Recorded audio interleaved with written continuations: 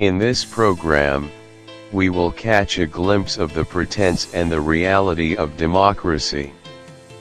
The pretense is that the rulers obtain their authority and attain power through a democratic process in which everyone is equal and has the right to vote and to make decisions.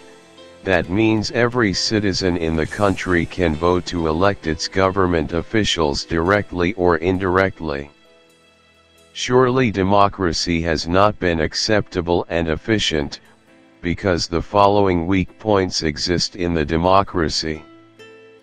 First is lack of right to ordain someone as president.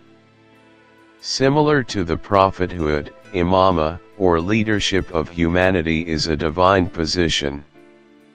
That is why it is Allah who ordains the prophet or the true imams, peace be upon them. According to the teachings of the school of the progeny of the Holy Prophet, peace be upon them, the UlilAmr must possess some attributes such as infallibility, divinely endowed with knowledge, moral excellence, miracles, extraordinary genius, divine ordination, and authorization. The rulers who illegally seized and controlled a governmental power, or they obtain their authority and attain power through despotism or a democratic election, lack these attributes. They are not infallible or divinely endowed with knowledge or morally excellent, and they have no miracle or extraordinary genius, and they are never ordained by Allah, rather the reverse. History beholds that many rulers have been the greatest sinners who have made an infinite number of errors. They have not known facts or information that they ought to know. They have led an immoral life and looked for pleasure, especially sexual pleasure. And since no one except Allah can verify and know the said attributes and the deep reality of the heart, the UlilAmr must be appointed by Allah. It is Allah who knows the past and the future, the hidden and the apparent layers of the personality of every servant. Thus Allah, who ordains the prophets, also ordains the UlilAmr or the true imams, who must have all characteristics and qualifications of the prophet except, of course, the rank of prophethood, infallibility, divinely endowed with knowledge and moral excellence, miracles, extraordinary genius, divine ordination, and authorization. It is not possible for all people to appoint a just ruler, since, however wise or conscientious they may be, they can only judge a man by his appearance and past records. They cannot read his heart or know the degree of his faith and his future plans. In many cases, the people have appointed someone whose hidden layers of personality are gradually and unexpectedly discovered, a complete disguise. The second weak point of democracy is the participation of irrational voters. Many voters are irrational and highly uninformed about many political issues, especially relating to economics, and have a strong bias about the few issues on which they are fairly knowledgeable. For example, members of corporate boards are most passionate and informed about policies affecting commerce. They will organize themselves and lobby the government to adopt policies beneficial to corporations but not likely to the rest of the population. As a result of the difficulties associated with gathering and transmitting information, politicians are unaware of voters' actual desires. The masses are not adequately educated to be able to foresee the betterment of the community they belong to, and therefore are unable to cast a vote to that effect.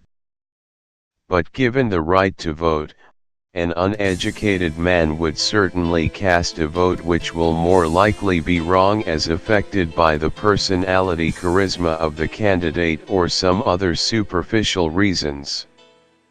An ordinary voter may also be lured into casting a vote on the basis of financial help or some other petty promises. Obviously, the people cannot claim to possess better understanding than the prophet Moses. He selected 70 men out of several thousand for their apparent integrity and took them with him to Mount Sinai. But all of them, on examination, proved worthless because their faith was not firm. This fact has been referred to in the Holy Quran, verse 154 of Surah 7. If those selected by Moses proved to be unbelievers at heart, it is obvious that common people would be less competent to choose able rulers for themselves. It is quite possible that those selected for their apparent piety may eventually turn out to be unbelievers. Surely obedience to such rulers would weaken religion. The problem is not mere lack of information, it is that voters badly interpret and judge the information they do have. Unfortunately, the problem lies in the fact that the relative cost of learning about a particular issue is very high compared to the cost of not knowing that information. This really becomes an issue when those ignorant people vote, which they will do because of the good feeling it gives them. Moreover, because of the median voter theorem, only a few people actually make the decisions in the country, and many may be unhappy with those decisions. Furthermore, some have argued that voters may not be educated enough to exercise their democratic right. A population with low intellect may not be capable of making beneficial decisions. They argue that the lack of rationality or even education is being taken advantage of by politicians that compete more in the way of public relations and tactics, than in ideology. While arguments against democracy is often taken by advocates of democracy as an attempt to maintain or revive traditional hierarchy in order to justify autocratic rule, many extensions have been made to develop the argument further. However, education alone cannot sustain a democracy. There have been many cases where dishonesty, fraud, and falsification happened in the election process or promises of the candidates. The fact is that they promise something but they do something else frequently. The third weak point of democracy is wealth disparity. This could result in a wealth disparity in such a country, or even racial discrimination. Some people points out that such a result is not necessarily due to a failing in the democratic process, but rather, because democracy is too responsive to the desires of a large middle class increasingly willing to disregard the muted voices of economically marginalized groups within its own borders. The criticism remains that the will of the democratic majority may not always be in the best interest of all citizens within the country or beneficial to the future of the country itself. The fourth weak point of democracy is benefits of a specialized society. One such argument is that the benefits of a specialized society may be compromised by democracy. As ordinary citizens are encouraged to take part in the political life of the country, they have the power to directly influence the outcome of government policies through the democratic procedures of voting, campaigning and the use of press. The result is that government policies may be more influenced by non-specialist opinions and thereby the effectiveness compromised, especially if a policy is very technically sophisticated and or the general public inadequately informed. For example, there is no guarantee that those who campaign about the government's economic policies are themselves professional economists or academically competent in this particular discipline, regardless of whether they were well educated. Essentially, this means that a democratic government may not be providing the most good for the most amount of people. The fifth weak point of democracy is uncontested good.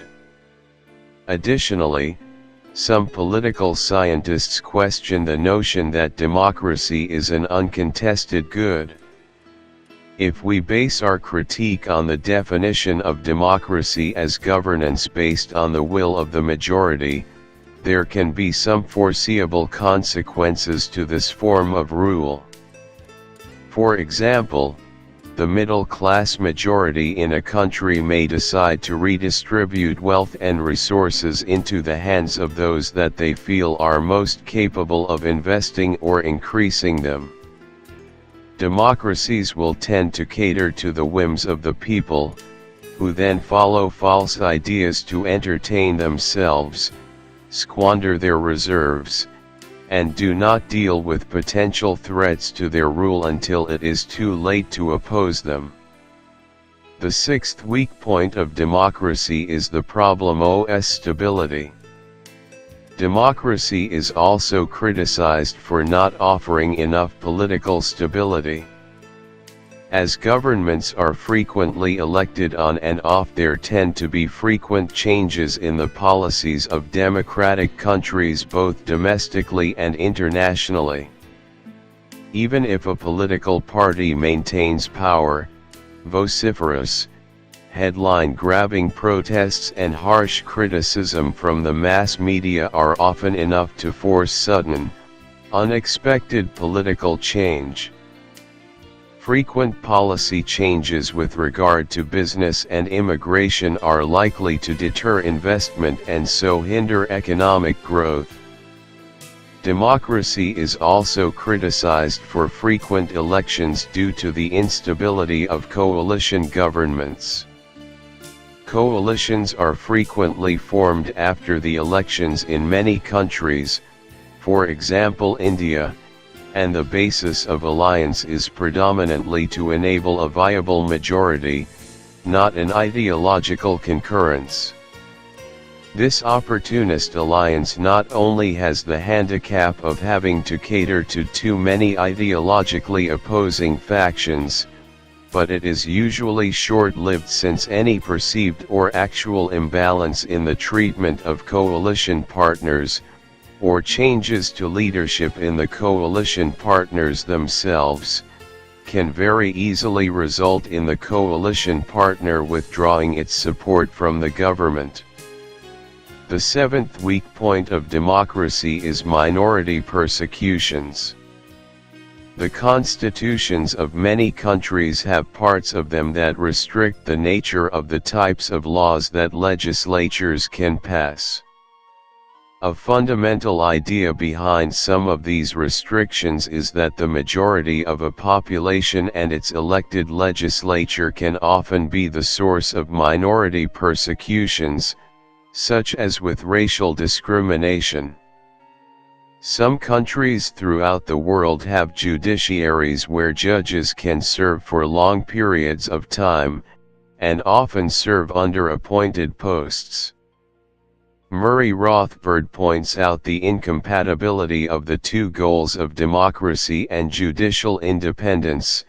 If the judiciary is really independent of the popular will, then it functions, at least within its own sphere, as an oligarchic dictatorship, and we can no longer call the government a democracy. On the other hand, if the judiciary is elected directly by the voters, or appointed by the voters' representatives, then the judiciary is hardly independent. By all appearances, democracy is based on the will of a majority. Everyone is equal and has the right to vote and to make decisions regardless of his qualifications. This means that the vote of an irrational, stupid, crazy, or deviating voter equals to the vote of a wise, intelligent and experienced man. Then if two insane people collude, they will be able to cancel the vote of the wise man in a democratic system. Moreover, if a rough majority proves a law against the law of Allah, creator and sustainer of the universe, the faithful minority must accept and respect it. Therefore, the wrong will of a majority will stand firm against the logic and scientific will of the minority and even against the omniscience of Allah. The eighth weak point of democracy is moral decay. Some thinkers believe democracy will result in the people's distrust and disrespect of governments or religious sanctity. The distrust and disrespect pervades to all parts of society whenever and wherever there is seniority and juniority, for example between a parent and a child, a teacher and a student. This in turn is suggested to be the cause of frequent divorces, teenage crimes, vandalism, hooliganism, and low education attainment in societies. It is argued by some people that moral decay occurs when there is no longer a respectable leader who sets high moral standards and when a politically free environment creates excessive individuality. The ninth weak point of democracy is slow process. Democratic institutions work on consensus to decide an issue, which usually takes longer than a unilateral decision. The 10th weak point of democracy is corruption. This is a simple form of appealing to the short-term interests of the voters. Another form is commonly called pork barrel, where local areas or political sectors are given special benefits but whose costs are spread among all taxpayers. Mere elections are just one aspect of the democratic process. Other tenets of democracy, like relative equality and freedom, are frequently absent in ostensibly democratic countries. Moreover, in many countries, democratic participation is less than 50% at times, and it can be argued that election of individuals, instead of ideas disrupts democracy. In the cases of several African countries, corruption still is rife in spite of democratically elected governments. As one of the most severe examples, Zimbabwe is often perceived to have backfired into outright militarism. In some cases, the people cast their votes, believing that their elected candidate will attain power, but the politicians turn the tide of election in their own desired case. In this way, some wise people argue, democracies are inefficient. Then if a leader gains authority by the vote of a majority of people, he is not UlilAmr and it is not compulsory to obey him as one obeys Allah or the Prophet, peace be upon him. Surely because of the numerous weak points of democracy, the words UlilAmr do not refer to rulers elected in a democratic process. Certainly Allah would not enjoin his servants to obey a tyrant, a ruffian, a sinner, a mistaken or an ignorant man as they would obey him or his prophet, peace be upon him. Moreover, if the appointment of the UlilAmr were made through a true consensus, an election would have to be held for each new appointment. All citizens of all Muslim nations would have to agree on the choice in every election. Studying 1,500 years of Islamic history, we find out that, after the Holy Prophet, peace be upon him, no such consensus ever occurred. At present it is impossible to secure such a consensus because the Muslim world has been split up into numerous countries, each with a ruler of its own. Moreover, if every country should elect an UlilAmr for itself, there would be numerous UlilAmr, each to be obeyed within his own country, and the people of one country would not obey the UlilAmr of other countries. Of course then there is the question of allegiance when differences arise, as they often have in the last 1,500 years, between two authorities. We then have Muslims killing other Muslims in the name of Islam. But true Islam does not require such absurd behavior which would lead to mutual strife among Muslims. It follows, therefore, that the UlilAmr whom we are commanded to obey has not gained his authority by consensus.